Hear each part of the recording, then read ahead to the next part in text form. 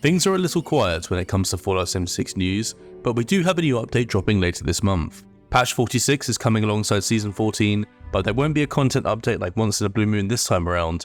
Instead, a host of smaller changes, improvements, and adjustments. So in today's video, we're running through all of the expected changes that will be coming with patch 46. The perfect starting point is when this patch will actually be going live. And currently we don't have a confirmed date, with it officially being listed as sometime in August on the community calendar, and on Steam being listed as the 22nd of August. Going off the last update though, this might just be a placeholder date, as Once in a Blue Moon arrived later than initially showcased on Steam. Still, I would expect to see this update going live around then, which gives players a little extra time to finish up this scoreboard, assuming that they need it, as this one did seem to go pretty quickly. Moving on to things we do know for sure, the next season, the 14th season for Fallout 76, is slated to release alongside the patch, and it definitely seems to be a really popular one with players. Two names have been floated for this one. It's either called United We Stand, and more recently Fight for Freedom, but the Datamine rewards list is a really strong selection in my opinion. If you want to see the full list of Datamine rewards, a link to that video is on screen now, but cherry picking some of the best additions, we have the Enclave Deep Space Power Armor, which might be one of the most anticipated Power Armor skins so far. Season 14 has a presidential theme as well, reflected by the Power Armor paints, weapon skins, and armor paints. And there's also a new Autominer skin for your Collectron, a new ally called Grandmother June Co, a Mr. Handy cooking station, and what is possibly the best survival tent so far.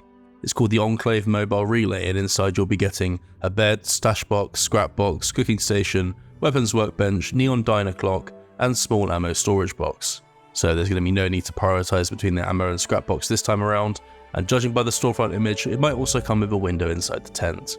Really interesting item next, we have an antique hanging telephone, and it looks like it will fit seamlessly within camp builds. A patriotic season, it's perhaps no surprise the Bald Eagle will work its way in with the mounted Eagle gun rack. A possible random scene encounter, the undetonated bomb, can also now be built as a floor decor piece in your camp. The latest small additions to the camp build menu are these sets of vehicles, which include a Vertibird, APC and a tank, and these will be very small indeed judging by the storefronts, but will be perfect for miniature camp builders. The cryo military freezer on the surface serves the same function as atomic shop fridges, but instead comes with a 0% spoilage rate and can hold a total of 50 items.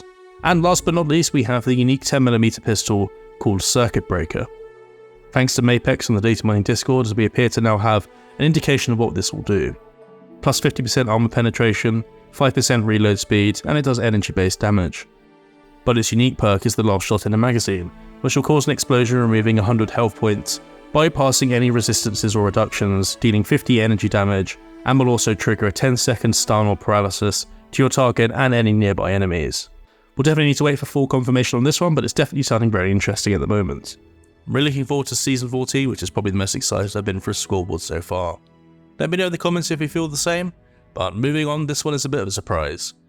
One big new feature introduced with the PTS were leveled loadouts, which give players the option to leave 76 at a higher level, with each loadout being catered towards different playstyles. However, this feature is confirmed to be arriving with a later patch, and won't be with patch 46.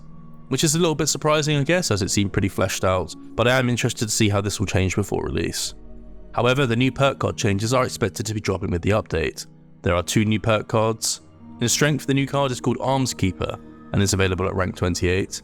Rifles will weigh 25% less at rank 1, scaling to 75% at rank 3. Second is Stable Tools and Intelligence, available at rank 39. Automatic melee weapons like the Auto Axe will break 10% slower at rank 1, scaling to 25% at rank 2, and then 40% at rank 3.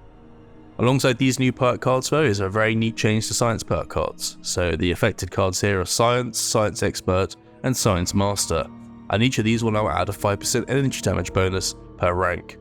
So in total, equipping all three of these at rank 2 will give you a 30% energy damage bonus, and that's alongside the card's original function for unlocking energy weapon mods.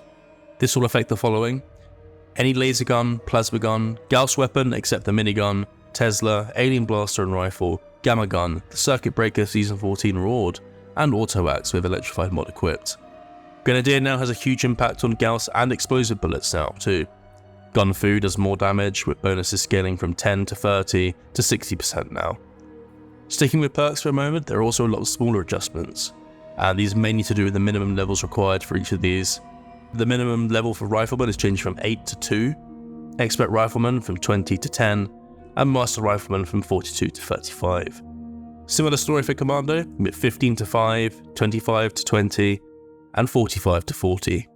Shotgunner ranks are being adjusted, with the new ones being 5, 20, and 40. Gunslinger is dropping from 6 to 2, Expert from 24 to 15, and Master Gunslinger is now 41 to 35. Iron Fist is available now at rank 2. 2 of the Gladiator cards are also changing, with Expert available at 15 and Master at 35. Slugger and Archer are actually exactly the same, with ranks now 2, 15, and 35.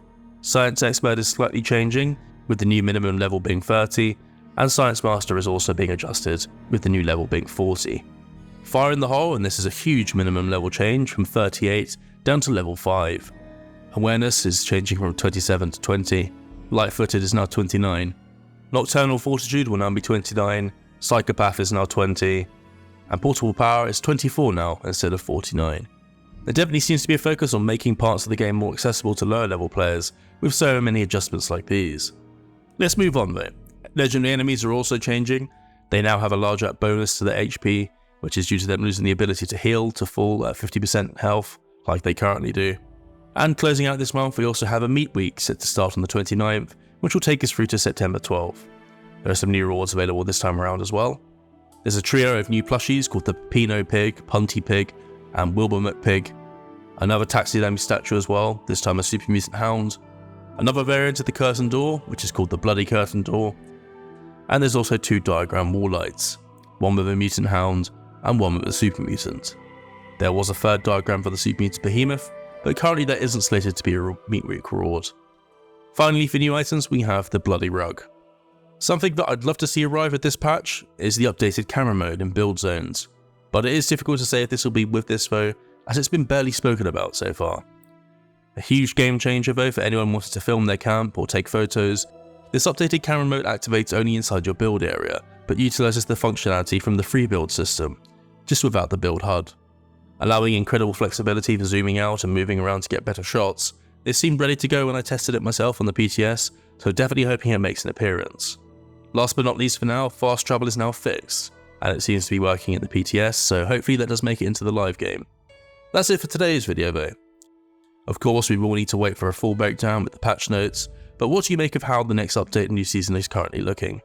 Let me know in the comments. I'm definitely hoping that some of the changes which remain up in the air, like the new camera mode, will definitely be included.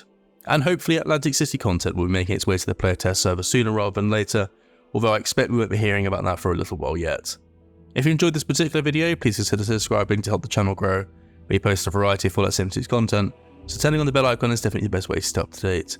With that said, I am off. Thank you for watching, and we'll see you in the next one.